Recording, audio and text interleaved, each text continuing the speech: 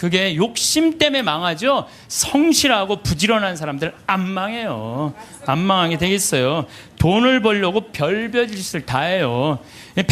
나는 100조 규모의 중국과 컴퓨터 합작 회사했다고 뭐 또 70조 규모의 뭐 브라질 대륙 횡단 철도 추진한다면서 노인들한테 190억 돈 사기친 사기꾼이 있어요. 근데 거기에 들어간 사람들이 학교 교장 선생님들, 정말로 똑똑하다는 사람들이 다 사기당한 거예요. 근데 어떻게 상의를 당했나 보니까 100원짜리 주식을 사면 된대. 100원짜리 주식을 사면은 요게 6년 만에 이게 10만 원이 된다고. 이게 뛰면 그렇게 뛴다고. 그럼 이 사람은요 1 더하기 1은 2인데 1 더하기 1이 이게 1000이 되는 거야. 그냥 내가 생각을 하는 게 1억 투자하면 이게 100억이 벌려? 그럼 1억을 내는 거예요. 100억 생각하고. 그러니까 뭐 저런 거에 사기를 당할까? 그런데 사기를 당하더라고요. 뭐 때문에? 욕심이라는 요 악마 때문에요. 다 함정에 빠지는 거예요. 뭐 수원에서는 백화점 상품권 1000만 원 투자하면 매일 92만 원씩 주겠다고 사기를 쳐갖고 140억을 투자한 사람. 이 사람 저 사람 다 돈 끌어다가 다 투자하는 거예요. 여러분들 생각을, 나도 수원 사람이지만 수원 깍쟁이들이 사기당했다는 게 난 이해가 안 돼요. 수원 깍쟁이들이 사기당했. 아마 여러분들도 많을 거예요. 1000만 원을 내면 한 달에 90만 원씩 나와? 그럼 야, 한 달이면 다 나오네? 내는 거죠. 사기꾼들의 그 말에 다 넘어가는 거. 또 뭐 청와대 판검사들을 청와대가 뭐 판검사들이 보호하는 로얄 패밀리 클럽이라고 써있어서 2천억을 떼어먹은 사람도 있어요.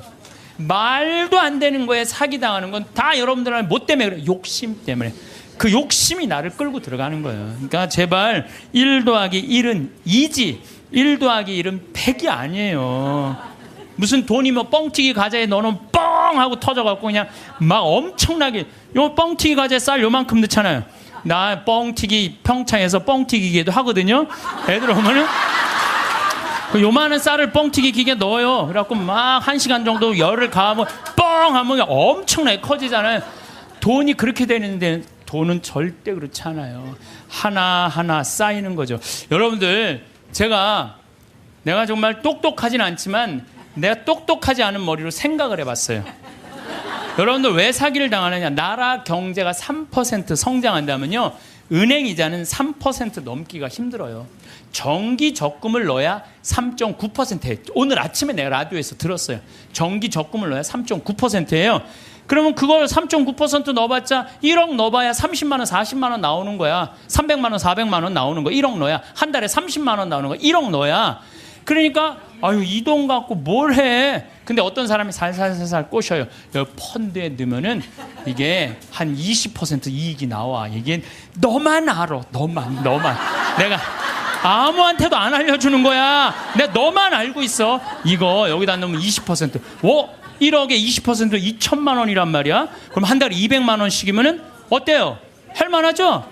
그래서 사기를 당하는 거예요. 그래서 국가 경제가 3% 성장이면요, 이자는 3% 넣기가 어려워요. 근데 만약에 15%, 20% 얻을 수 있다라고 말하고 다가오는 사람은요, 100% 사기꾼이라고 생각하면 돼요.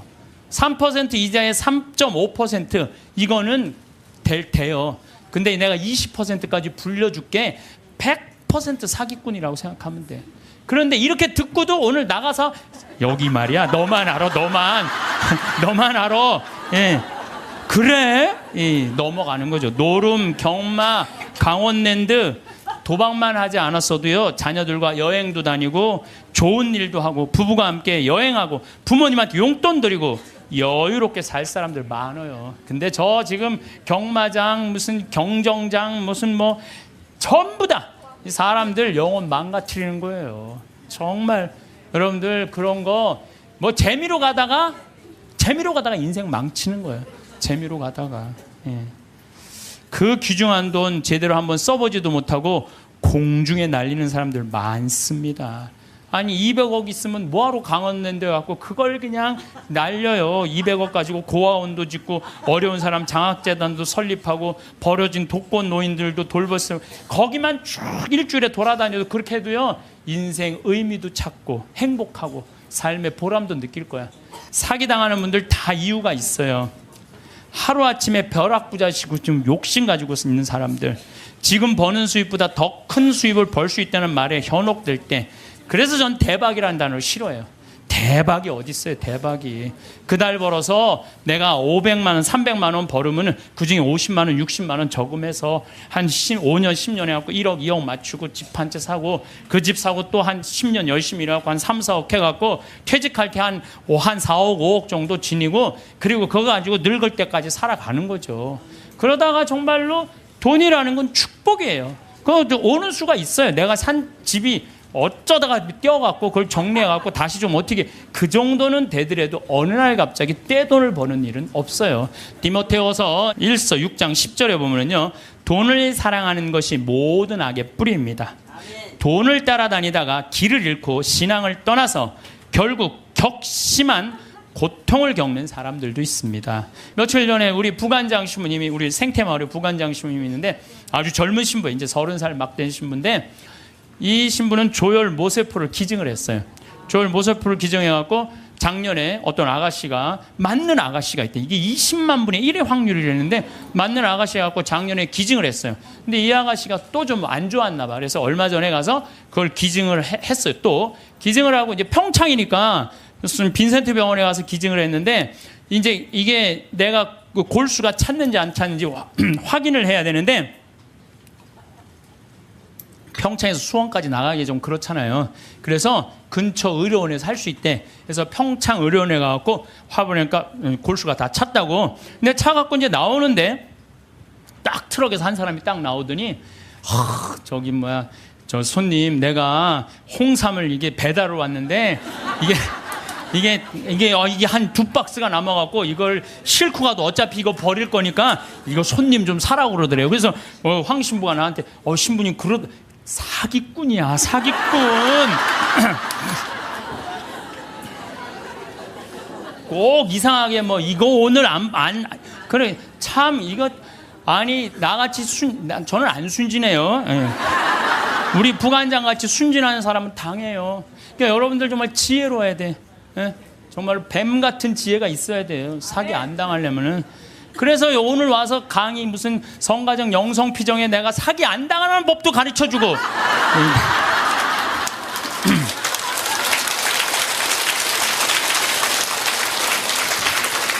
특별히 제가 부탁하고 싶은 게 있어요. 교우들끼리 돈거래하지 마세요. 정말 안 좋은 거예요. 돈거래하다간 친구를 잃어버립니다.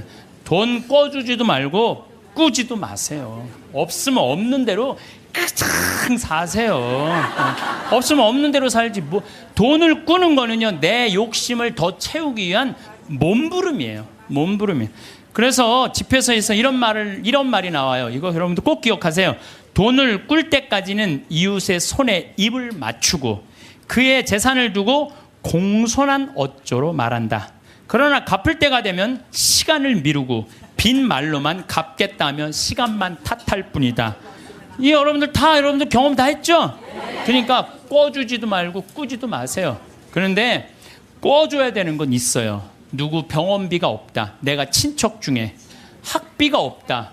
이거는 꿔준다기보다도 그냥 줘요. 꿔준다기보다도 주세요. 병원비나 학비, 난 내가 강의할 때 핸드폰 울려도 한 번도 신경질을 부린 적이 없어. 나는 병원비나 학비 같은 경우는 저는 그렇게 생각해요. 그냥 가난한 사람도 도와주는데 내 형제 친척 중에 아프고 학비가 없다는데 그거는 차라리 꿔준다는 말보다 그냥 주세요. 그거 외에는 꿔주지도 말고 꾸지도 마세요. 돈이라는 거는요, 돈이 거짓말하는데 한다고 말하잖아요. 돈은 거짓말 안 해요. 욕심 부리지 않고 성실하게 일하면 돈은 언제든지 벌어집니다. 한순간에 떼돈 벌고 싶은 도둑놈 심보를 가진 사람들이 돈 때문에 자기도 고통스럽고 남도 고통스럽게 하는 거고. 그래서 보면 어떤 집에 보면요, 이 도박하는 사람들 보면요, 형제 친척 모든 돈 다 끌고 들어가는 사람들이 있어요. 중리사니 그러면서 거짓말하면서. 이런 사람들은요 진짜 정말로 이 사회에서 분리시켜갖고 어디 모아놔야 돼요. 그래서 노동, 우리 생태마을에 그런 사람들 그냥 싹 모아갖고 돈도 안 주고 그냥 일 시키면은 그게 돈 버는 건데. 대한민국 사람들이요, 불행한 이유는 바로 돈 욕심 때문에 불행해요. 기도하는 거 보면은 자신의 욕심 충족하기 위해서 물질 축복 비는 사람들 많아요. 특별히 예수님한테 주님 집 한 채만 나 좀 어떻게 좀 생기게 해주십시오, 이렇게 기도하는 분들이 있는데요, 그 사람들 정말 답답해요. 예수님은요, 이 세상에 오셔서 집 한 채 없이 사셨어요. 아니, 집 한 채 없이 사신 분한테 집 한 채 달라고 그러면은, 아니, 그 예수님 죽겠어요.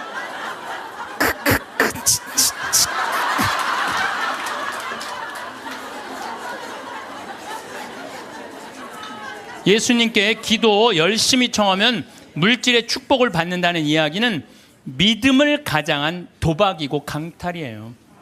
여러분들 어떻게 믿을 때 돈 축복 달라고 그래요? 여러분들 돈 때문에 믿는 거예요? 여러분들 뭐 때문에 믿는 거예요? 하늘나라 때문에 믿는 거 아니에요? 그러면 하늘나라를 먼저 구해야지. 내가 구일 기도 열심히 하면 집 한 채.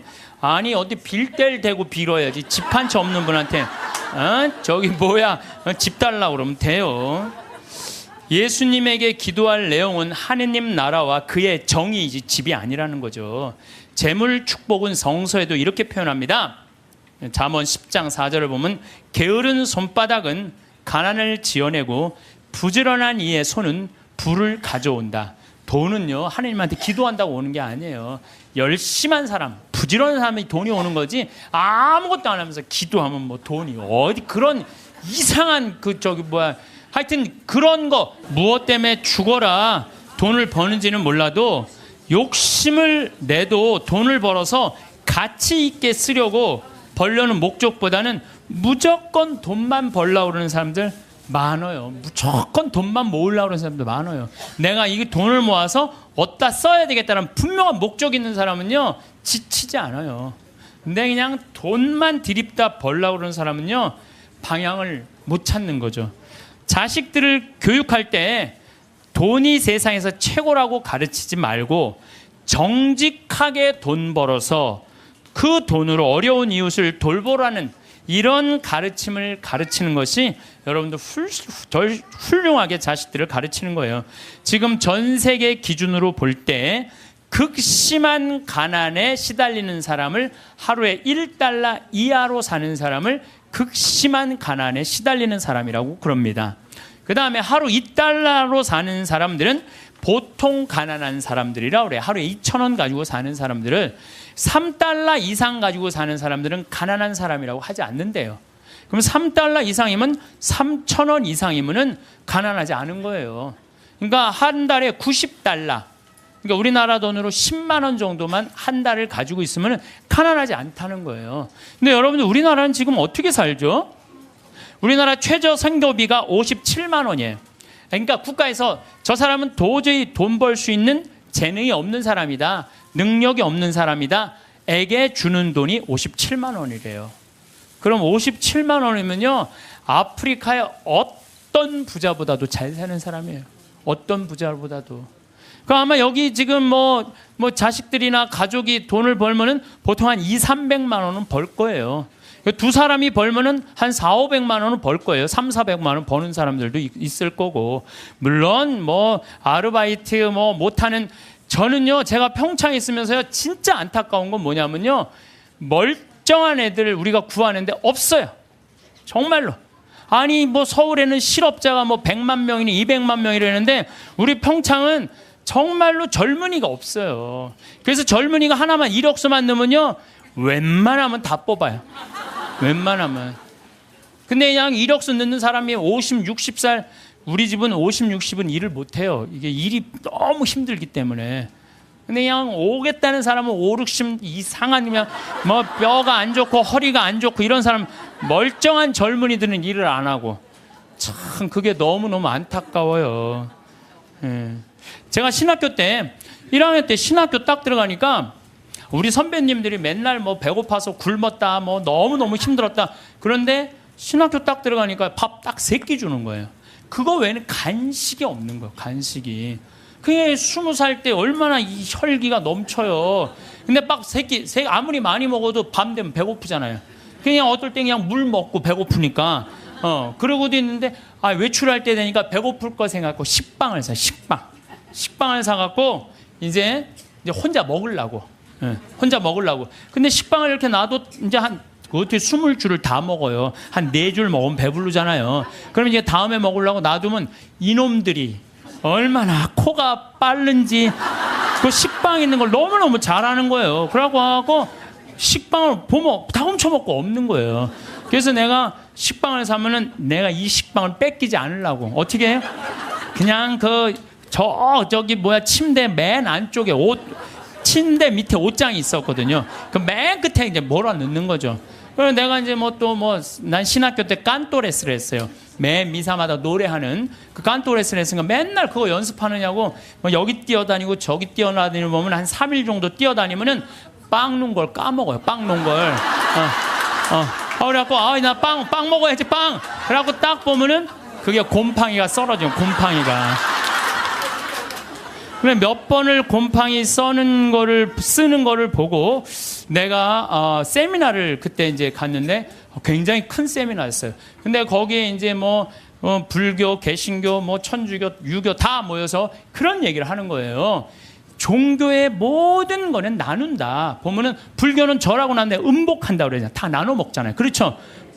불교는 공양 드리고 뭐라 그래? 공양한다 그래. 나눠 먹는. 그걸 공양한다 그래. 나눠 먹는 걸 공양한다 그래. 하다못해 무당도 굿하면 굿떡을 돌린다. 무당으로 굿떡을 돈다. 우리는 성체 나눠 먹는 거다. 나눠 먹는 거. 쌓아놓으면 썩는다. 쌓아놓으면. 제가 그 얘기를 듣고 딱 내 모습이 생각나다. 그 식빵 혼자 먹겠다고 깊숙한 걸 쌓아놨던 내 자신이 그것도 맨날 성체화하는 내가 너무 창피하더라고요. 그래서 식빵을 사갖고 그러면 그 다음부터는 다 불러요. 내 친구들. 야 일로 와봐. 내 식빵 사와. 다 나눠 먹었어요. 나눠 먹으니까 뭐가 좋으냐면 곰팡이 썰어서 버리는 게 없는 거예요. 나도 못 먹고 너도 못 먹잖아요. 그렇잖아요. 그러니까 걔네들도 이제 외출해갖고 사갖고 오면은 나한테 얻어먹었으니까 어떻게 해? 풀러다가 또 나눠 먹고. 그러니까 한 2학기 되니까 늘 배불리 먹더라고요. 이게 나눠 먹는 게 정말 중요해요. 제가 얼마 전에 부산교구 다락방 기도회라고 우리 신부님들 열심히 기도하는 신부님들 모임에 갔어요. 근데 이제 제가 이제 이런 얘기를 하니까 한 70쯤 된 마산교구 신부님이 그런 얘기를 하더라고요. 당신이 아메리카에 강의를 갔었대요. 그럼 하여튼 아메리카에 있는 나라인데. 근데 신부님이 오면 방울뱀을 삶는데요. 잡아서. 그거 하면 안 되는데 어쨌든 방울뱀을 삶아갖고 아주 진액을 5봉을 줬대요. 근데 이거를 1시간에 1봉씩 먹어야 된다는 거예요. 그런데 비행기 떠나기 전에 이제 미국으로 가야 돼서 그걸 또 미국으로 갖고 갈 수가 없잖아. 5봉은 있는데 1시간에 하나씩 먹으라고 그러니 이거 어떻게 해? 한 번에 5개를 먹을 수도 없고. 그래서 이 신부님이 1봉을 먹고 따라간 봉사자들 4명이 있길래 그걸 니네들 먹으라고 나눠줬대요. 나눠주고 이제 먹으니까 몸에 열이 나고 막 여기서 이 하얀 속옷이 노랗게 변하더래. 뭐가 진액이 나와갖고 미국에 갖고 이제 그 얘기를 했더니 의사가 그런 얘기를 하더라고요. 신부님, 만약에 신부님이 급한 마음에 5봉을 다 먹었으면 신부님은 장협착으로 죽었다는 거예요. 그러니까 장협착으로 죽을 수도 있었다는 거예요. 근데 신부님이 나누는 바람에 신부님도 살고 나머지 사람도 다 사는 거라고. 근데 그 신부님이 70인데 피부가 나보다 더 고와. 방울뱀을 먹어서 그런지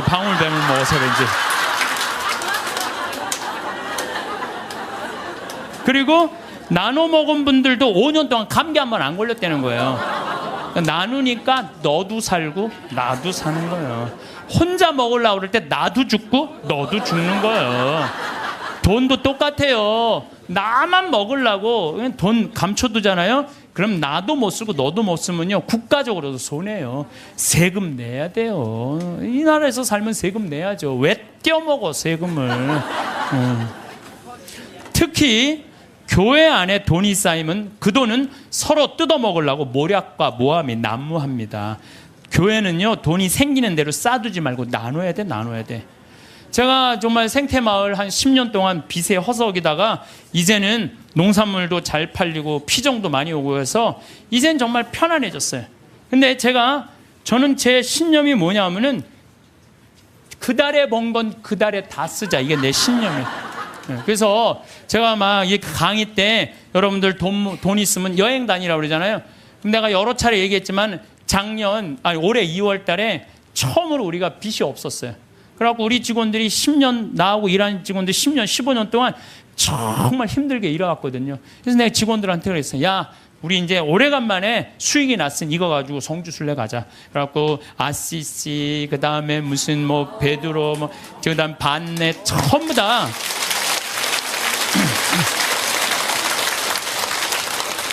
여러분들, 돈은요, 쓴 것만 내 돈이에요. 쓴 것만 내 돈. 여기 계신 분들 재산이 100억 있어. 근데 하나도 안 썼어. 그분은요, 거지예요, 거지. 하나도 안 썼으면. 근데 재산이 100억 있어. 근데 그 100억을 가지고 여행도 다니고 맛있는 것도 먹으러 다니고 또 가난한 사람도 도와주고 어려운 아프리카, 우리 잠비아도 1,000만 원 기증하고. 이 쓴 것만 내 돈이에요. 쓴 것만. 내가 본당 신부할 때도 정말로 부자들 많았어요. 근데 그 부자들 한 푼도 안 써. 그러면은 어떻게 이렇게 없어 보이는지. 없어 보여요. 한 푼도 안 쓰는 부자는요, 없어 보여요. 근데 정말로 부자면서도 때 따라 철 따라 시모님 이거 필요하실 때 쓰세요. 이거 어려운데 도와주세요. 시모님 이번에 사업. 그 사람들은요 정말 있어 보이더라고요. 있어 보여. 돈은 우리 인생을 행복하게 해주는 도구지 목적이 아니에요. 저도 생태마을 운영하면서 경제적인 이익이 생기기 시작했어요. 한 10년은 계속 쏟아붓어요. 내 강사료, 내 책, CD 그냥 그야말로 정말 한 뭐 10억 이상 다 내 강사료는 다 쏟아넣었어요. 근데 요즘 이제 경제적인 이익이 생겼어요. 이제 안정이 돼갖고. 근데 내가 이제 돈이 생기니까 나도 이상해질 거 아니에요. 돈이 생기면 이상해지잖아요. 근데 저는 목적이 생겼어요. 목적은 뭐냐면은 아프리카에 잠비아에 자카란다 농장 꾸며주는 게 내 목적이에요. 우리 이제 뭐 평창에는 지금 마침 명동에 왔는데 여기 5층에 우리 프란시스코 전교 수녀님들 아프리카 봉사 가는 수녀님들 사무실에 올라갔어요. 내가 포크레인을 어떻게 할까? 근데 포크레인 그 A10이라고 이렇게 무한궤도 있는 큰 바가지, 제대만한 바가지 있는 그걸 살라고 봤더니 2억이 든다는 거예요, 2억이. 근데 내가 2억 모아갖고 포크레인도 사고 트랙터도 사고 다 살라고 그랬는데 포크레인 사면 끝날 것 같아. 그래서 내가 포크레인 그 아는 사장한테 전화해갖고 나 이거 포크레인 중고 살라고 그러는데 어떻게 생각하느냐? 그랬더니 포크레인 사장이 그러더라고. 신부님 뭐하러 사냐고. 그거보다는 우리나라 거 포크레인을 택배로 보내면 된대요. 자기 포크레인을 택배로 보내서 자기가 내년에 한 달 동안 가서 싹 정리해주고 온대요. 그래서 방금 만나고 내려왔어. 명동에 왔더라고. 그 사장하고. 그런데 수녀님이 제일 큰 거라도 한 2천만 원이면 보낸다는 거예요. 그러니까 벌써 얼마를 절약한 거야? 한 1억 8천만 원 절약했잖아요. 이게 제가 그래서 항상 저는 이런 생각해. 계획은 인간이 완성은 하느님이. 예, 계획은 인간이 완성은 하느님. 제가 간장, 고추장, 청국장 가루, 김치, 복분자, 오디 이거 파는 목적이 있어야 될 거 아니에요. 그동안은 건강한 먹을거리를 국민들한테 제공해 주겠다. 그래서 생태마을 들어갔는데 제공해 주다 보니까 뭐가 생겨?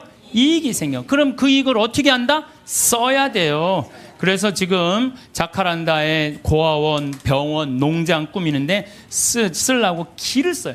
그러면은요, 여러분들 딴 생각이 하나도 안 들어요. 딴 생각이. 돈을 가지고 어디다 쓸 줄 모르는 사람이 딴 생각하고 있는 거예요. 내가 이걸 어디다 주식에다 투자를 할까? 뭐를 할까? 땅을 살까? 이런 생각을 하는 거지. 그래서요, 돈은 쌓아두면 썩는 거예요. 써야 돼요.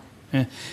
우리나라에 1971년 3월 11일 날 76세로 세상을 떠난 유일양행의 설립자인 유일한 박사님은요, 모든 재산을 공익단체 다 기부했어요.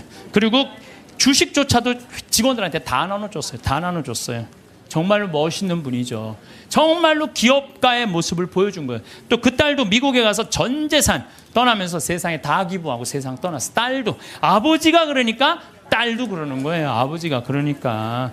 카네기도 전 재산 기부했고 2,500곳에 도서관을 줘줬어요. 카네기. 그리고 워렌 버핏, 빌 게이츠, 걔네들 둘이 낸 게 1,000억 달러예요. 1,000억 달러. 둘이 낸 게. 다 내는 거죠, 다. 왜? 그 사람들은 누구를 상대해서 돈 벌었다고 생각해? 자기네들 국민을. 그러니까 미국 갑부들은 보면요, 다 미국에 가보면요, 그 부자들이 다 기증하고 갖고 몇백억, 몇천억씩. 그걸로 사회가 건강하게 돌아가는 거예요. 우리나라에도 좀 그렇게 살짝 미치는 부자가 좀 나왔으면 좋겠어요. 네. 마태오복음 19장 16절, 26절에 보면은요, 하느님의 계명을 충실히 지킨 부자 청년에게 예수님이 이렇게 말씀하세요. 내가 완전한 사람이 되려거든 가서 너의 재산을 팔아 가난한 이들에게 주어라. 그러면 내가 하늘에서 보물을 차지하게 될 것이다. 그리고 와서 나를 따라라. 그러나 그 젊은이는 슬퍼하면서 떠났어요. 왜? 재물이 많았기 때문이에요. 여러분들, 그 부자 청년은요, 계명도 굉장히 중요하게 여긴 청년이에요. 근데 재물이 많았는데 이 청년은 재물하고 자기를 똑같다고 생각해요. 재물하고 자기를. 이 사람은 재물을 파는 건 뭐를 파는 거야? 자기를 파는 거야. 이게 참 문제예요. 여러분들 재물이 없으면 여러분들도 사라진다고 생각하는 분들 여기 혹시 계시면은 그럼 불행한 사람이에요. 재물이 없어도 상관없어요. 아니 지금 이 세상에 재물 없이 사는 사람들 얼마나 많아요. 그 행복한 사람들 얼마나 많아요. 우리 수녀님들, 우리 신부들은 그래도 좀 나아요. 우리 수녀님들 재물이 있어요, 없어요? 그 수녀님들은 어디 버스 타고 가는데도 돈 받아갖고 해요. 그래도 행복한 수녀님들 많아요. 돈이 우리 존재가 돈하고 똑같아서는 안 돼요. 돈이 많으면 존재가 충만하고 돈이 없으면 존재가 없는 거. 이 병을 우리가 고쳐야 돼. 그래서 그 젊은이는 재물과 존재를 같이 여겼기 때문에 재물을 팔 수 없었던 거죠.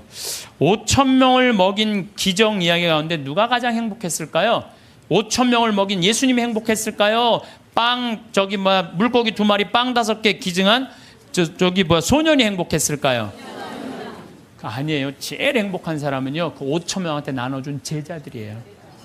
신나지 않았겠어요? 여러분들 한번 생각해봐. 내가 여러분들한테 돈을 한 10억 정도 들어갖고 한 1,000만 원씩 줬어, 여러분들한테. 그래갖고 여러분들 좀 어려운 데 가서 도와주세요. 그래갖고 내가 한 1,000만 원짜리 10개를 가지고 여러분들이 10명이 쫙 나가서 도와줄 때 여러분들 신날 것 같아, 안 신날 것 같아? 내 돈도 아닌데. 나눠주는 게, 가난한 이웃한테 나눠주는 게 얼마나 좋아요. 나는 여기서 제일 행복한 사람들은 제자들이라고 생각해요. 여러분들이, 하느님이 여러분들한테 지금 재물을 맡겼어요. 어떤 분은 10억을 맡긴 분도 있고, 어떤 사람은 1억을 맡긴 분도 있고, 어떤 사람은 100억을 맡긴 분이 있어. 왜 맡겼어요? 나눠주라고 맡긴 거예요. 나눠주라고 맡겼으면 나눠야 될 거 아니야. 근데 안 나눠. 끝까지 쥐고 있다. 그냥 죽어. 그럼 그냥 자식이 네가 나누냐 내가 나누냐 싸워서 원수돼서 안 만나고. 그러지 말자는 거예요. 우리 대한민국 사회가 이제 건강하려면 어떻게 해야 돼? 나눠야 돼요. 쌓아두면 썩게 돼 있어요. 쌓아두면 어느 사회든 자꾸 나누면은 샘솟게 돼 있어요. 나누는, 신부님 그거는 제가 조금 못 받아들이겠는데, 나누면 하나도 없죠. 근데요, 하느님한테 11조 봉헌한 분들이 왜 잘 되는 줄 알아요? 11조 봉헌하려고 그러면요, 적은 돈 아니에요. 그럼 그 돈을 하기 위해서 다른 생활에 충실해져요. 다른 생활에 충실해지기 때문에 축복을 받는 거예요. 나누는 사람들은요, 생각이 건강하기 때문에요, 사기도 안 당하고 유혹도 안 당해요. 그렇기 때문에 그런 분들은 재물 관리도 잘 할 수 있는 거예요. 그래서 한 건강한 쪽으로. 자, 모세의 십계명, 아론의 황금 송아지 가운데 여러분도 어느 걸 택할 거예요? 모세의 십계명을 택할 거예요? 아론의 황금 송아지를 택할 거예요? 십계명? 자, 근데 강의를 들어보면 또 생각이 좀 달라질 거예요. 모세가 십계명을 받으러 시나이 산으로 올라갔어요. 올라갔는데 불안해. 이제 이집트에서 탈출해서 왔단 말이야. 근데 시나이에 가보면요, 아무것도 없어요. 좀 사막이야, 사막. 전부 돌산이고. 시나이 산도 완전히 돌산이야, 돌산. 근데 모세는 사라졌는데 먹을 건 아무것도 없고 불안하잖아요. 이게 어떻게 하지? 어떻게 하면 좋을까? 고민을 하고 있는데 사람들이, 아니 모세는 안 보이고 우린 불안하다. 우리 그냥 모아갖고 우리 황금송아지 만들자. 그래? 황금 송아지? 그래, 좋다. 황금 송아지 만들자. 근데 당시에 유대라는 땅, 시나이라는 땅은요, 척박하게 이를 데 없었어요. 그 척박한 땅을 가르려면 누가 있어야 돼? 소가 있어야 돼요. 소가 없으면 농사 못 져요. 소가 없으면. 소가 쟁기로 이랑과 고랑을 만들어 줘야 돼요. 그래서 이랑이 높아야 돼. 이랑이 높아야지 씨를 이렇게 넣으면은 그 씨들이 바람에 잘하고, 고랑이 있어야지 물도 잘 빠지고. 그러니까 그걸 사람 손으로 하려면 농사 못 져요. 그러니까 이스라엘 사람들에게 있어서 소는 그냥 소가 아니에요. 이건 생명하고 똑같은 거예요. 그리고 그냥 소예요? 뼈 주지, 우유 주지, 고기 주지, 가죽 주지. 그러니까 이 황금 송아지, 우리가 그냥 생각하는 그런 송아지가 아니에요. 이 사람들한테는 모든 걸 다 주는 거예요. 그러니까 황금 송아지를 딱 하면 마음이 놓여 안 놓여? 놓이잖아요. 저게 우리를 먹여 살리는 거예요. 십계명, 무슨 십계명이 밥 먹여줘. 그래갖고 그냥 십계명 그냥 다 때려치고 그냥 황금 송아지 속에서 그냥. 제가 이 고추 농사를 지면은요, 많은 사람들이 저한테 그래요. 심으면 어떻게 농약을 안 치고 어떻게 고추 농사를 짓느냐고. 돼요. 왜냐하면은요, 이 고랑이 보통 우리 농사 짓는 분들 고랑이 20cm도 안 돼요. 근데 우리는 거의 50cm 정도 넓어요. 고랑이. 이랑도 높고. 이게 50cm 넓으면요, 아이고 저게 무슨 농사야? 그럴 것 같은데요. 고랑이 넓으면요, 바람이 잘 통해요. 바람이 잘 통하면 병이 안 들어. 역병 뭐 이런 거 안 들어요. 그런데 보면은 바닥바닥해. 그러니까 처음에 우리 저기 도돈리, 응암리 주민들이 신부님 그렇게 해서 농사를 어떻게 짓느냐고. 근데 놀라운 거는요, 이 고추가 열릴 때 보면요, 이 대가 견디질 못해요. 너무 많이 열려갖고. 그래서 제가 그걸 보면서 농사도 욕심 부리면 안 돼요. 그리고 내가 정말 놀라운 거는 감 있잖아요. 감이요, 5월 달만 되면은요, 이렇게 자라다가요, 그 애를 다 조절을 자기네들 느껴요. 그래갖고 올해는 좀 많이 괜찮을 것 같다 그러면, 그런데 올해는 좀 날이 좀 시원찮을 것 같다. 감이 다 알아요. 그래갖고 다 떨어뜨려요. 보면은 5월 달에 가면 감 조그만 거 다 떨어져 있어요. 감 하시는 분들 아시죠? 그 왜냐면 자기가 조절하는 거야. 그러면은 감이 아주 튼실하게 열리는 거야. 아니 우리 지금 토마토 하고 있지만 토마토 이거 꽃을 안 따주잖아요. 조그맣게 열리고 커지지는 않아요. 그러니까 뭔가 포기를 해야 돼요.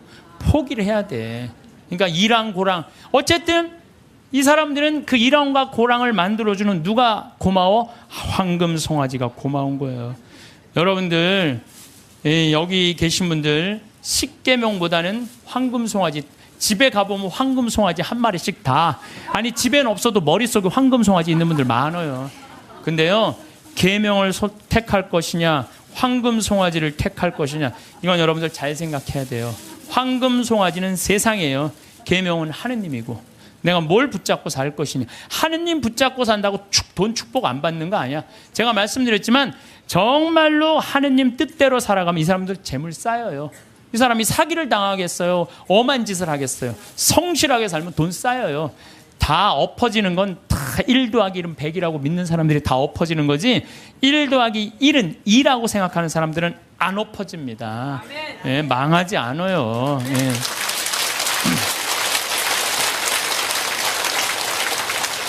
하느님 꽉 붙잡고 살아야 되는데 출세와 권력 꽉 붙잡고 사는 사람들 있어요.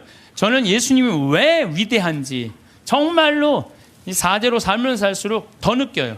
예수님은 이 세상에 오셔서 절대 권력을 추구하지 않으세요. 나는 섬김을 받으러 온 것이 아니라 섬기러 왔다. 이 말씀이야말로 우리 인간이라면 누구나 다 가슴 깊어야 새겨야 할 말씀이에요. 권력은 섬기기 위한 도구인데 권력을 쥔 사람들이 안 섬기려고 그래요. 막 권력을 휘둘르죠. 위장 전입하고 자식 대학 군대 안 가게 하고, 또 대학도 마찬가지야. 무슨 국제중학교 이런 데 애 머리도 안 되는데 막 들이밀고, 이게 다 돈과 권력으로 부리는 횡패. 지난번에도 말씀드렸지만 우리나라 대통령들 최고 권력 가진 사람들 어떻게 됐어요? 불행하게 죽거나 감옥에 가거나 가족이 감옥에 가거나 그래요. 그러잖아요. 권력이 뭐가 좋아요. 그래서 여러분들 가운데서도 정말로 권력처럼 무상한 게 없어요. 권력을 쥐고 있을 때만 좋지, 권력에서 밀려나면은요 비참하고 심지어는 모욕과 보복까지 당하는 게 권력이에요. 권력을 꽉 잡고 사는 것보다 하느님 꽉 잡고 사는 게 훨씬 더 낫습니다.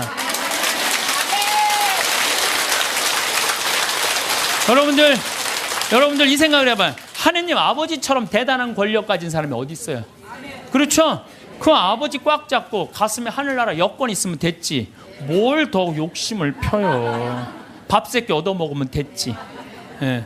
여러분들 고통스러운 거는 왜 내가 나한테 돈이 없을까? 내가 돈이 있으면 정말로 멋지게 살아볼 텐데 돈 없어도요 멋지게 살아요. 마음이 건강하고 생각이 바른 사람은요 돈 없어도 건강히 살아요. 근데 이 정신이 썩은 사람은요 100억을 갖다 줘, 1000억을 갖다 줘, 다 소용없어요. 다 소용없어요. 그래서 뭐가 우리 마음 안에는 하느님의 계명이 있어야지 황금 송아지가 있으면 안 돼요. 그래서 오늘 여러분들 마음 안에 혹시 내가 지금 나를 괴롭히는 건 뭐 때문이야? 황금 송아지가 날 지금 끊임없이 그 뿔이 내 가슴을 받는데도 그래도 좋아. 나는 황금 송아지 뿔에 받쳐도 좋아. 나는 죽어도 좋아. 예, 그러시지 마시기를 정말로 바라겠습니다. 우리는 하느님을 꽉 붙잡고 살 때 그네 뛸 때 정말 그네줄을 꽉 잡고 안 놓으려고 하듯이 우리는 하느님 꽉 잡고 놓지 말아야 돼요. 제가 은혜 신학교 다닐 때 하루에 보통 성호를 한 70번 정도 긋는다고 말씀드렸죠. 제가 그 강의 끝나고 저도 반성했어요. 나도 먹을 때는 성호 긋는데 안 먹고는 먹고 끝나고 난 다음에 안 글 때도 많았어 나도. 근데 요즘 제가 생활이 변했어요. 어떻게 변했느냐면은 하여튼 먹을 때마다 성호를 긋는 거예요. 복분자, 요즘 복분자 나오잖아요. 우린 복분자 또 이것도 갈아서 먹거든요. 복분자 먹을 때도 성호 긋고 오디 먹을 때도 성호 긋고 하여튼 그런데요. 제가 요즘 뭐를 느꼈느냐면 성호를 하루 종일 그니까 뭐가 있느냐면 내 삶이 조금씩 거룩해지는 걸 느껴요. 그래서 여러분들도 아무 때나 그세요. 아무 때나. 예? 그러니까 일어나서부터 계속 긋는 거야. 드립다 그냥. 드립다 그니까 내가 조금 생활이요. 조금 거룩해지더라고요. 그래서 정말 성호를 긋는 거는 우리한테 참 중요한 것 같아요. 자, 저는 나중에 하느님 앞에 갔을 때 너 어떻게 살아왔느냐? 저 대통령인데요. 너 어떻게 살아왔는데? 나 신부였는데 너 어떻게 살아왔는데? 나 장관이었는데요. 너 어떻게 살았는데? 나 구역장이었는데 너 어떻게 살아왔느냐? 뭐 어떻게 살아요? 너 어떻게 살아왔는데? 저는요 하느님 장관도 아니고 대통령도 아니고 신부도 아니었는데요. 가난하고 헐벗고 불쌍하고 감옥에 갇히고 병들고 목마른 사람들한테 물 한 잔 나눠주려고 노력을 하고 살았어요. 너 하늘나라. 베드로 성인이 너 하늘나라. 저는 장관인데요. 전 대통령인데요. 전 신부인데요. 계속 시험에 계속 떨어지는 거예요. 마태복음 25장만 읽어보면요. 우리가 하늘나라를 어떻게 통과하는지 너무너무 잘 써 있어요. 그래서 여러분들 마지막 날 하늘나라 여행 떠날 때 쫙 여권 내놓고 이 은행 통장 잔고 어떤 잔고가 필요해? 어렵고 가난하고 불쌍한 사람한테 도와준 잔고를 하나님한테 내놓으시기를 바라겠습니다. 돈에 대해 이야기하는 것은 때로 불편할 수 있습니다. 하지만 우리가 살아가는 이상 돈은 우리 삶과 떼려야 뗄 수 없는 존재입니다. 중요한 것은 돈을 어떻게 바라보느냐, 그리고 돈과 어떤 관계를 맺고 살아가느냐 하는 점입니다. 우리는 돈에 대해 복잡한 감정을 가지고 있습니다. 필요하지만 때로는 부담스럽고 있으면 안심이 되지만 없으면 불안합니다. 이런 감정들은 지극히 자연스러운 것입니다. 돈은 우리 삶의 실질적인 부분을 차지하고 있으니까요. 문제는 이 감정이 지나쳐서 삶을 지배하게 될 때입니다. 세상에는 한순간에 큰 돈을 벌었다는 이야기들이 넘쳐납니다. 로또에 당첨되었다거나 투자로 대박이 났다거나 우연한 기회로 큰 재산을 얻게 되었다는 이야기들 말입니다. 그런 이야기를 듣다 보면 마음 한편이 흔들리기도 합니다. 나도 그런 행운이 있었으면 하는 바람이 생기기도 하고 왜 나에게는 그런 기회가 오지 않는지 아쉬워하기도 합니다. 하지만 잠시 생각해 봅시다. 그렇게 갑자기 손에 쥐어진 돈이 정말로 우리를 행복하게 만들어줄까요? 많은 경우 예상치 못한 큰 돈은 오히려 삶을 흔들어 놓곤 합니다. 그 돈을 어떻게 관리해야 할지 몰라 방황하거나 주변 사람들과의 관계가 복잡해지거나 심지어 그 돈 때문에 더 큰 불행을 겪는 일도 있습니다. 왜 그럴까요? 그것은 그 돈이 진정으로 자신의 것이 아니기 때문입니다. 자신이 흘린 땀과 시간이 담기지 않은 돈은 그저 숫자에 불과합니다. 진짜 가치 있는 돈은 우리가 성실하게 살아가며 차곡차곡 쌓아온 것들입니다. 매일 아침 일어나 해야 할 일을 묵묵히 해내고 작은 수입이라도 정직하게 벌어들이고 그렇게 모은 돈으로 필요한 것들을 하나씩 채워가는 과정. 그 과정 속에는 단순히 돈이라는 숫자 이상의 것이 담겨 있습니다. 그것은 바로 우리가 살아온 시간의 무게이고 견뎌낸 순간들의 기록이며 포기하지 않고 나아간 의지의 결실입니다. 이런 과정을 통해 얻은 것들은 결코 가볍지 않습니다. 한 푼 한 푼에는 그날의 수고로움이, 그날의 인내가, 그날의 선택이 새겨져 있습니다. 그래서 스스로 번 돈으로 무언가를 살 때면 그 물건이 더 소중하게 느껴지는 것입니다. 그것은 단순히 물건을 산 것이 아니라 내가 살아온 시간의 일부를 교환한 것이기 때문입니다. 이것이야말로 돈의 진정한 의미입니다. 숫자가 아니라 그 안에 담긴 땀과 노력 그리고 삶의 흔적 말입니다. 하지만 돈을 버는 것 못지않게 중요한 것이 있습니다. 바로 그 돈을 어떻게 사용하느냐 하는 것입니다. 많은 분들이 돈을 모으는 데만 집중하고 정작 그 돈을 자신을 위해 쓰는 것에는 인색합니다. 아껴야 한다는 생각, 나중을 위해 남겨두어야 한다는 생각에 천재의 자신을 위한 지출조차 망설입니다. 물론 절제는 미덕입니다. 무분별하게 돈을 쓰는 것은 결코 바람직하지 않습니다. 하지만 지나친 절약도 문제가 될 수 있습니다. 돈은 사용될 때 비로소 그 가치를 발휘합니다. 통장에 쌓여만 있는 돈은 그저 숫자일 뿐 우리의 삶을 풍요롭게 만들지 못합니다. 돈의 진짜 의미는 그것이 우리에게 무엇을 가져다 주느냐에 있습니다. 행복을, 편안함을, 기쁨을 가져다 줄 때 돈은 비로소 살아있는 것이 됩니다. 여러분이 힘들게 모은 돈입니다. 그 돈으로 여러분 자신을 위해 무언가를 해보는 건 어떨까요? 먹고 싶었던 음식을 먹거나 가보고 싶었던 곳을 가거나 갖고 싶었던 물건을 사는 것. 이런 것들이 사치가 아닙니다. 이것은 여러분이 여러분 자신을 아끼고 존중하는 행위입니다. 돈을 쓸 때 죄책감을 느낄 필요가 없습니다. 특히 자신을 위해 쓸 때는 더욱 그렇습니다. 여러분은 그럴 자격이 충분합니다. 지금까지 성실하게 살아왔고 그 과정에서 많은 것들을 참아왔고 다른 이들을 위해 희생도 해왔습니다. 이제는 여러분 자신을 위해 써도 됩니다. 아니, 써야 합니다. 물론 무작정 쓰라는 이야기가 아닙니다. 자신에게 의미 있는 것, 자신을 행복하게 만드는 것에 사용하라는 것입니다. 돈을 쓸 때 중요한 것은 금액의 크기가 아니라 그것이 자신에게 주는 의미와 기쁨입니다. 비싼 것을 사는 것이 중요한 게 아니라 진짜로 자신이 원하는 것을 사는 것이 중요합니다. 때로는 주변의 시선이 부담스럽기도 합니다. 나이가 들수록 더욱 그렇습니다. 이 나이에 저런 것을 산다고, 이런 것에 돈을 쓴다고 생각하는 시선들 말입니다.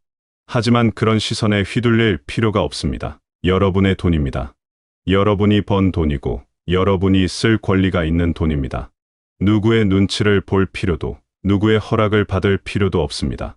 더 나아가 돈이 우리의 가치를 결정하지 못하게 해야 합니다.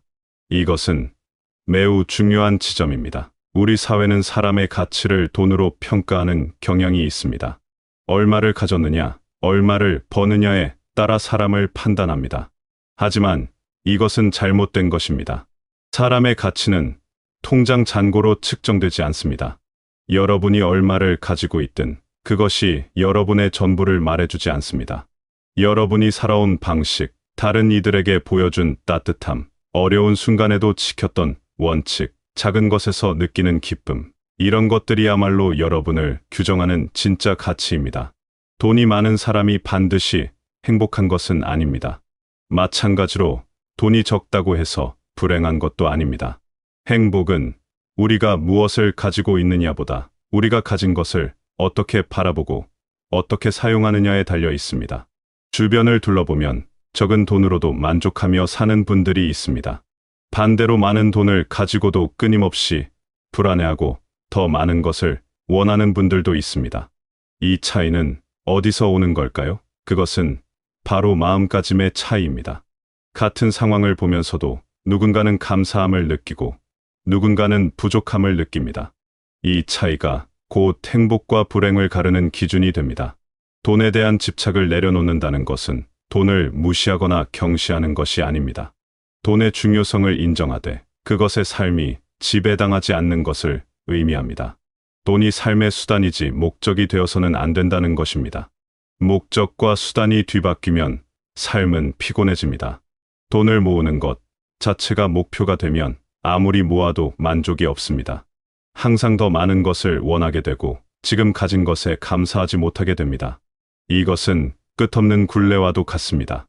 하지만 돈을 수단으로 본다면 이야기가 달라집니다. 돈은 우리가 원하는 삶을 살기 위한 도구입니다. 필요한 것을 얻고 하고 싶은 것을 하고 소중한 사람들과 시간을 보내기 위한 수단입니다. 이렇게 바라보면 돈에 대한 관계가 훨씬 건강해집니다. 그리고 무엇보다 중요한 것은 현재를 사는 것입니다. 미래를 대비하는 것도 중요하지만 그것 때문에 현재를 희생해서는 안 됩니다. 내일을 위해 오늘을 참고 견디기만 한다면 결국 우리는 진짜로 사는 날이 없게 됩니다. 항상 미래를 준비하느라 정작 현재는 놓치고 마는 것입니다. 지금 이 순간도 소중합니다. 오늘도 의미 있는 하루입니다. 내일이 올지 안 올지 아무도 모릅니다. 그렇다면 오늘을 충실하게 사는 것이 가장 현명한 선택 아닐까요? 물론 무모한 선택을 하라는 것이 아닙니다. 다만 미래에 대한 걱정으로 현재의 기쁨까지 포기할 필요는 없다는 것입니다. 작은 것에서 행복을 찾는 능력을 키워야 합니다. 큰 돈을 써야만 행복할 수 있는 것이 아닙니다. 맛있는 한 끼, 좋아하는 음악 한 곡, 창밖으로 보이는 풍경. 이런 작은 것들도 우리에게 충분한 기쁨을 줄 수 있습니다. 이런 능력이 있다면 많은 돈이 없어도 충분히 행복할 수 있습니다. 비교도 내려놓아야 합니다. 다른 사람과 자신을 비교하는 순간 행복은 멀어집니다. 누군가는 나보다 많이 가지고 있고 누군가는 나보다 좋은 환경에 있습니다. 하지만 그것이 무슨 상관입니까? 그들은 그들의 삶을 살고 여러분은 여러분의 삶을 살면 됩니다. 각자의 사정과 형편이 다릅니다. 각자가 걸어온 길이 다르고 각자가 선택한 것들이 다릅니다. 그러니 단순히 결과만을 놓고 비교하는 것은 의미가 없습니다. 중요한 것은 지금 내가 가진 것으로 최선을 다하고 있느냐, 그리고 그것에 만족하며 살아가고 있느냐 하는 것입니다. 남의 삶을 부러워하며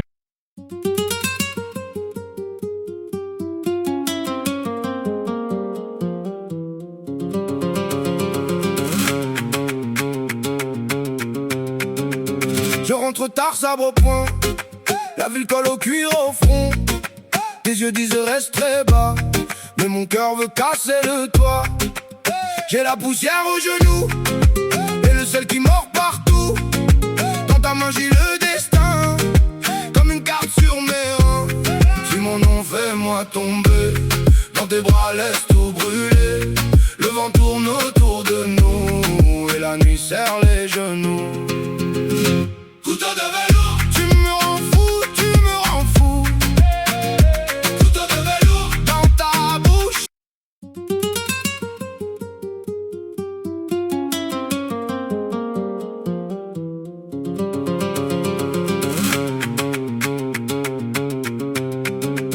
Je rentre tard, sabre au point. La ville colle au cuir au front. Tes yeux disent reste très bas. Mais mon cœur veut casser le toit. J'ai la poussière aux genoux. Et le sel qui mord partout. Dans ta main j'ai le destin. Comme une carte sur mes reins. Si mon nom fais-moi tomber. Dans tes bras laisse tout brûler. Le vent tourne autour de nous. Et la nuit serre les genoux.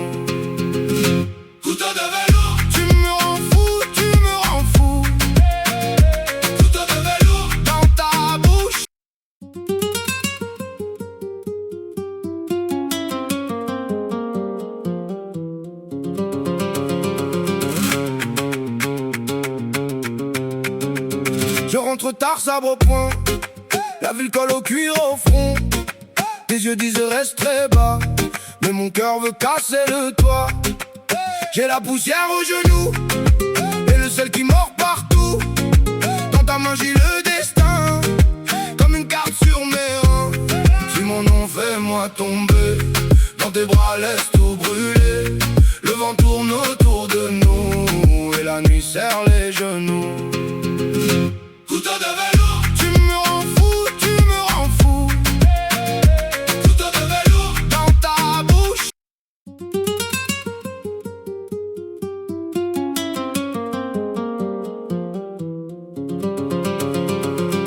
내 삶을 깎아내리는 것만큼 어리석은 일도 없습니다. 여러분의 삶은 여러분만의 것이고 그 자체로 충분히 가치 있습니다.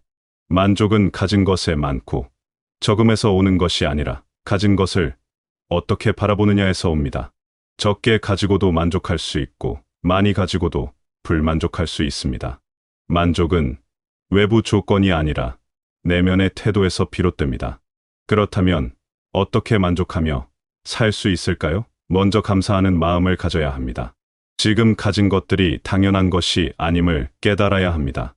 건강하게 쉬고 있다는 것, 따뜻한 잠자리가 있다는 것, 먹을 것이 있다는 것.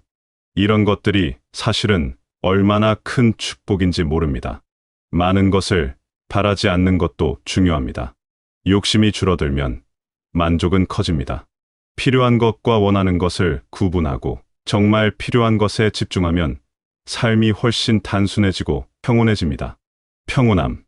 이것이야말로 우리가 추구해야 할 진짜 목표가 아닐까요? 돈이 많든 적든 마음이 평온하다면 그것으로 충분합니다.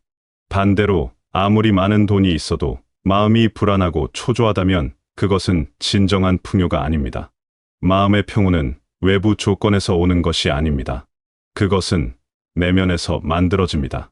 스스로에게 관대해지고 지금의 상황을 받아들이고 과도한 기대를 내려놓을 때 평온이 찾아옵니다. 여러분이 지금까지 살아온 방식은 틀리지 않았습니다. 성실하게, 정직하게, 최선을 다해 살아왔다면 그것만으로도 충분히 가치 있는 삶입니다. 다른 이들이 어떻게 말하든 세상이 어떤 기준을 들이대든 여러분은 여러분 나름의 방식으로 훌륭하게 살아왔습니다. 이제는 그 사실을 인정하고 스스로를 칭찬해도 좋습니다.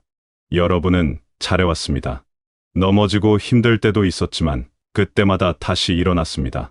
때로는 길을 잃고 헤맬 때도 있었지만 결국 자신의 길을 찾았습니다. 이 모든 과정이 여러분을 지금의 여러분으로 만들었습니다. 돈은 중요합니다. 하지만 그것이 전부는 아닙니다. 돈보다 더 중요한 것들이 있습니다. 여러분의 건강, 여러분의 마음, 여러분이 지켜온 가치들. 이런 것들은 돈으로 살 수 없는 것들입니다. 앞으로도 성실하게 살아가면 됩니다.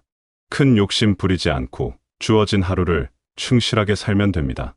그렇게 살다 보면 필요한 것은 자연스럽게 채워집니다. 급하게 서두르거나 무리하지 않아도 됩니다. 여러분의 속도로, 여러분의 방식대로 나아가면 됩니다.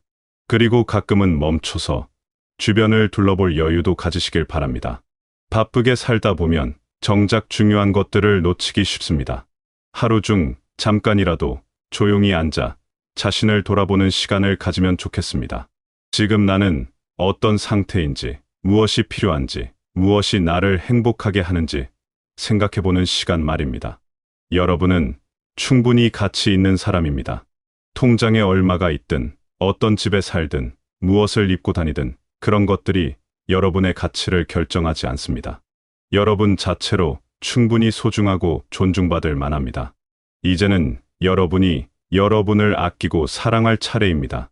다른 누군가를 위해 희생하고 참기만 했던 시간들이 있었다면 이제는 여러분 자신에게 집중해도 됩니다.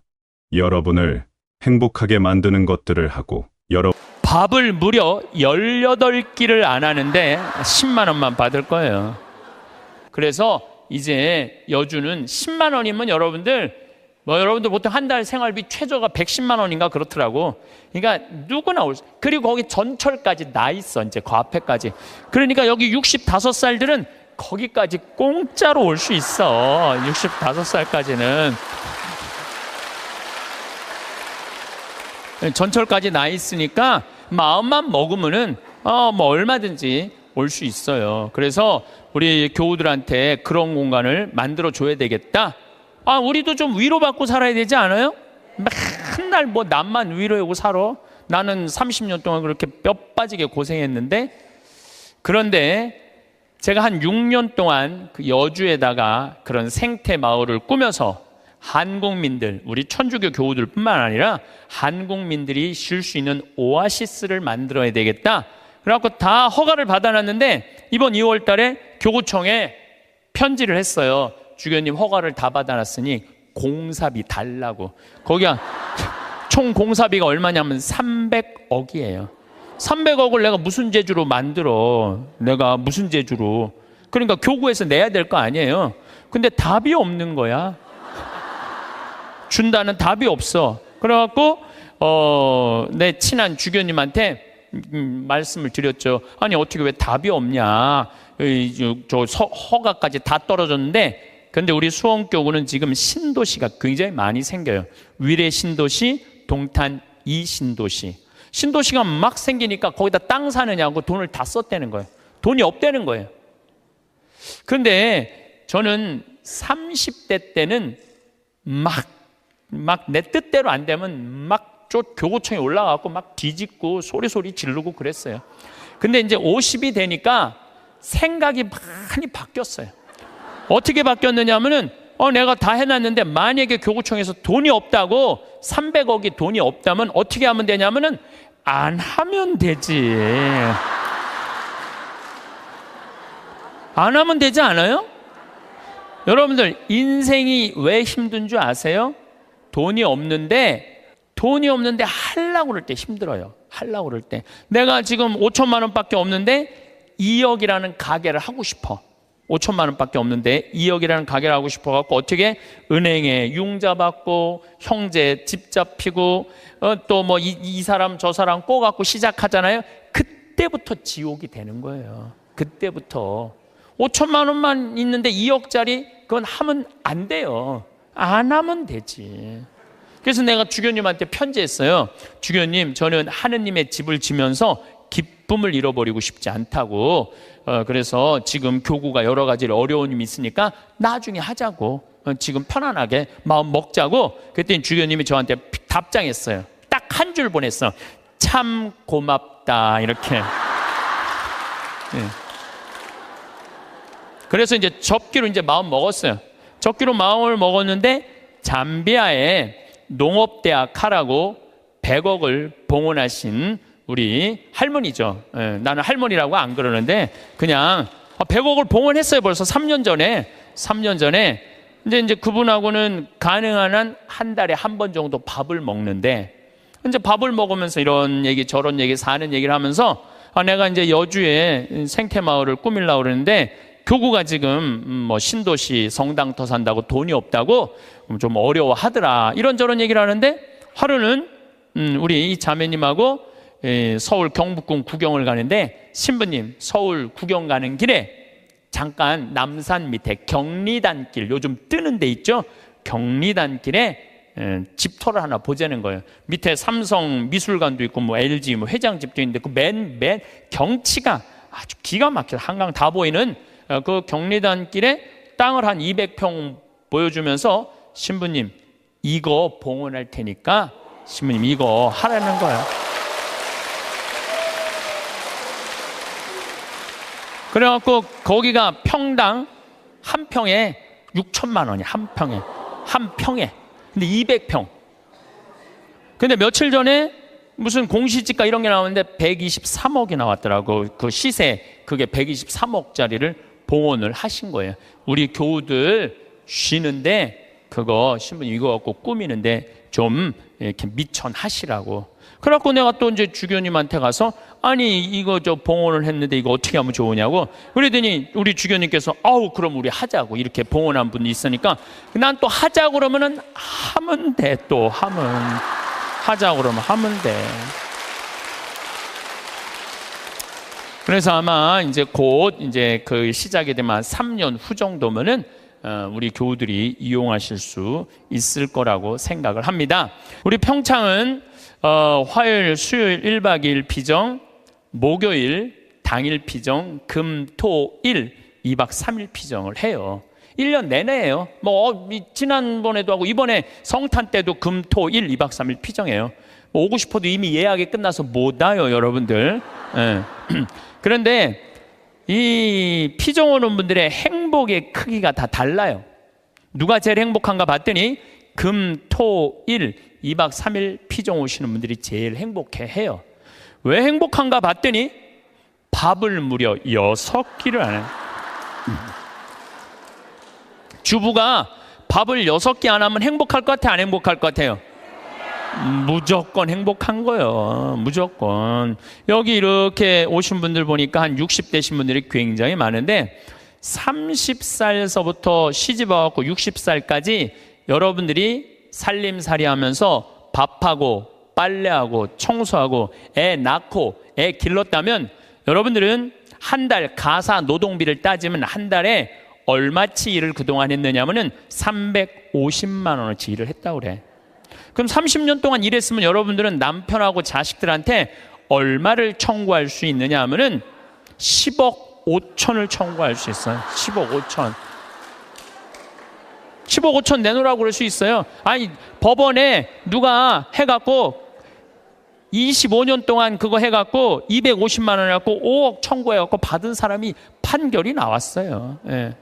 그러면은 2박 3일 금, 토, 일 피정하는데 피정비가 얼마냐 하면은 8만 원이에요. 8만 원. 이틀 밤 자고 6끼 밥 먹고. 그런데 그렇게 10억 5천만 원어치 일을 하고 난 다음에 그렇게 고생한 나한테 너 한번 이틀 밥 안 하고 좀 편안하게 한번 해주는 밥 먹어라. 내가 너한테 한번 쏠게 하고 그 8만 원을 들여서 평창에 피정을 갈라 그럴 때 그 돈이 아까워서 갈까 말까 이렇게 망설이는 사람들이 많다는 거예요. 그러면서 나 고생하는 거 알아주는 사람 하나도 없다고 눈물 콧물 짤 거 없다 이거야. 그렇게 내가 10억 원 정도 일했으면 나한테 8만 원 정도 쓰는 거 아까워요 안 아까워요? 써. 그러니까 제발 원망하지 말고 본인을 위해서 쓰라는 거예요. 그리고 그 1박 2일 당일 금토일 피정 오시는 분들 중에 누가 제일 럭셔리한가 봤더니 금토일 2박 3일 오시는 분들이 제일 럭셔리해요. 왜 럭셔리한가 봤더니 설거지를 안 하잖아. 밥 먹고 우리 잠비아에서 온 커피가 있어요. 그 커피 뽑아서 강 내려다보는 데크에 앉아갖고 저 우아하게 그러니까 그 2박 3일 동안 피정 오시는 분들 이번에도 이 추운 12월 달에 왔는데도 나한테 이런 말을 해요. 신부님 너무 행복해요. 해준 게 아무것도 없는데 내가. 왜냐하면은 우리 또 생태마을에서 요즘 우리가 시래기 말라하고 시래기하고 된장국 끓여 우리 배추 무 얼마나 맛있어요. 그 자연 아주 정말로 유기농 식단으로 해주니까 요즘은 또 호박 싹 이렇게 했는데 너무너무 맛있더라고. 지금도 이제 주일날 나가면은 월요일, 화요일, 수요일 이럴 때는 요즘은 내가 이렇게 대림식이라고 강의 나오면은 그 손님을 안 받아요. 근데 지금 6분이 와 있는데 당일 온다 그러더니 일주일 있겠다는 거. 나한테 오늘 와서 막 신부님 여기 있고 싶다는 거. 아니 강의도 없고 텔레비도 없고 뭐가 좋아서 여기 계속 있겠다고 그러니까